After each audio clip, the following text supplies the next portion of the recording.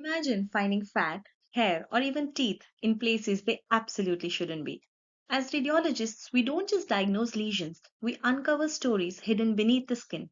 Today, I invite you to explore with me into the fascinating world of dermoids via my paper presentation, Dermoids Without Borders, with an extra detail on its MRI spectrum in organs and oddities. I am Dr. Sakshi Paul Kawatra, third year junior resident in Department of Radiodiagnosis in Padma Shri D.Y. Patil University, Navi Mumbai. I have made this paper under the guidance of my faculty, Dr. Ganesh Avhad, and my HOD, Dr. Madan Manmohan. How we will actually explore. We'll go through an introduction with an emphasis on the role of imaging in cases of dermoids. We'll go through a few really interesting cases. Before we bid farewell to each other, we will summarize everything about dermoids. A dermoid cyst is a radiologically very photogenic, benign, usually a congenital growth located in the head, neck, spine, or ovaries. It forms when skin forming tissues become trapped during embryonic development. These cysts are usually slow growing, yet they can grow to cause pressure or pain. According to anatomical location, dermoids can be classified into ovarian dermoid cysts, orbital dermoid cysts, intracranial dermoid cysts, and spinal dermoid cysts. What really are dermoid cysts? They are ectodermal inclusion cysts containing skin and skin appendages such as sebaceous glands, hair follicles, sweat glands, and even teeth. How are they actually formed? When surface ectoderm gets trapped along embryonic fusion lines in third to fifth week of intrauterine life, the result of which is a cyst containing what can only be called as body parts which took a wrong turn. Why do they really matter? Though they are usually benign, they can often mimic a malignancy or can cause complications such as rupture, infection, torsion in case of ovarian dermoids, and mass effect in CNS and orbit. Let's keep in mind its cosmetic effects too. Let's discuss the role of imaging in cases of dermoids. Ultrasonography is usually an initial screening modality and a very useful tool in cases of ovarian dermoids and superficially located lesions. On USG, dermoids usually demonstrate an anechoic appearance, show posterior acoustic shadowing due to hair and sebaceous material within, dot and dash pattern due to hair called as a dermoid mesh, and ovarian dermoids usually show the tip of an iceberg sign. CT has a high sensitivity for dermoids owing to its aid in locating fat and calcifications, especially in cases of rupture. MRI is the gold standard for tissue characterization, and the MRI features of dermoid are hyperintensity seen on T1 images due to presence of fat. T2 images are usually variable, and because of fat, they will show a drop on fat sat images. Post gadolinium injections, these lesions show no enhancement. But instead of theory, let's explore dermoids the way we truly understand them as cases. And let's begin with case 1, Grease in the Grey. A 53-year-old man with nil comorbidities was brought to the neurology OPD with complaints of headache and giddiness for the last 3 months. He underwent a CT scan outside, which is suggestive of a query suprasellar lipoma. For confirmation of diagnosis, MRI brain plane plus contrast was done, which revealed T1 hyperintense lesion in the interpeduncular cistern, which showed mixed intensity on T2 FLAIR images. On FATSAT images, the lesion shows suppression.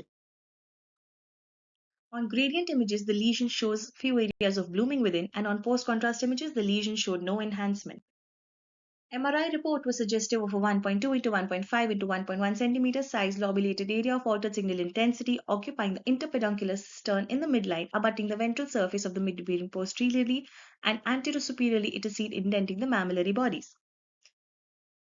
It is abutting the right PCA laterally and inferiorly it is seen abutting the superior anterior surface of the pons. A diagnosis of intracranial dermoid with extensions along with age-related cerebral atrophy and chronic ischemic changes was made on the basis of above-mentioned characteristics, less likely than the possibility of a lipoma. Jumping on to case 2, the inner corner con artist. A 31-year-old female went to the ophthalmology OPD with complaints of swelling in the middle part of her left eye since a few months. She had complaints of blurring of vision as well. Ocular examination was normal and ENT reference was given. MRI brain plus orbits was done for the same. Clinically, a small cystic swelling was seen in the inner canthal region of the left eye. MRI T1 images showed a hyperintense lesion. On stir, this lesion appeared hypointense.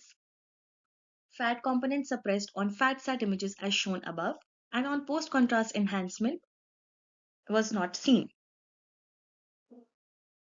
MRI revealed a well-defined T1, T2 and stir hyperintense lesion in the left medial canthus, which was not seen separately from the left nasolacrimal duct. However, no extension was seen in the nasolacrimal duct. On limited CT cut images, the lesion was found to have an attenuation of -50 to -28 HU, and a diagnosis of left-sided internal angular dermoid was made. Let's go on to case 3. Peekaboo at the periphery. A 27-year-old male presented with complaints of painless, non-growing swelling along the lateral aspect of the right eye in the superior temporal quadrant near the lateral eyebrow since birth. Clinically, a 1 into 1 centimeter sized, well-defined cystic lesion was palpated with no overlying skin changes. A USG showed well-defined anechoic lesion with posterior acoustic enhancement. Plain orbit T1 images showed hyperintense lesion. On T2, the lesion appeared hypointense. And fat-sat images showed suppression of the fat. MRI plane of both orbits was done, which showed a round, well-defined area of altered signal intensity measuring 1.5 into 1.5 centimeters along the right superior temporal region, with signal intensity as shown above, and is seen causing mild indentation, remodeling, and no erosion of the underlying bone. A final diagnosis of an external angular dermoid cyst was made. Hopping on to our last case. The ovary secret stash. A 51-year-old postmenopausal female was accompanied to the gynecology OPT with complaints of lower abdominal pain for the last 4-5 months. She was a known case of left-sided ductal breast carcinoma for which she was on treatment. She had no other complaints. USG was performed initially, which showed a hypoechoic lesion with hyperechoic contents in the left ovary. MRI was done plain plus contrast, which showed a T1 hyperintense lesion in the left ovary, which was actually showing mixed intensity on T2 images. Few foci of blooming were noted on gradient images, and the lesion showed fat suppression on fat-sat images. On post-contrast study, no enhancement was seen. Post-MRI, CT cut was taken for confirmation, which showed an average attenuation of -70 to -40 HU to support the diagnosis. The case revealed a well-defined area of altered signal intensity in the left adnexa not seen separately from the left ovary. The lesion was hyperintense on T1 images and hypointense on T2 and stir images with blooming on gradient images to suggest hemorrhagic components within. Few calcific foci and areas of fat attenuation were noted with the lesion. Based on these characteristics, a diagnosis of left ovarian dermoid was confirmed. So what we just saw and can deduce that dermoids are more than cysts. They are radiological signatures of misplaced embryology. If you recognize fat in the wrong place, you've already solved half the puzzle. Now I would like to justify why above mentioned cases were dermoids and not epidermoids or any other lesion. Because of presence of fat, plus minus hair or cells. CT images showed fat density. It was very hyperintense on T1, drop signal on fat suppression images, and echogenic with posterior acoustic shadowing on USG. Key point to remember here is that there is presence of fat. To summarize, 3 phases of dermoid. Dermoid cysts are basically body's junk drawer containing things which look like they probably belong in a salon. Ovarian dermoid are a common finding and a risk factor for ovarian torsion. Ruptured dermoid shows an internal glitter explosion which looks very cool on imaging but not cool for the patient. Orbital dermoids, usually benign and superficially located, however, may be cosmetically disturbing and can cause bone scalloping. Before we end the presentation, I would like to give a take-home message with the 4F rules. The first F says, fat is the clue. Second, fear the rupture. Fat droplets suggest complication. It doesn't seem good. Find the plug. Rokitansky nodule is very useful. And follow the location. Ovarian lesions in the pelvis. CNS lesions would be seen in the midline and orbital usually in the superior temporal regions. Why does it really matter to be so thorough with the reporting? It is important to detect and monitor. We should also be able to answer the symptoms of the patient.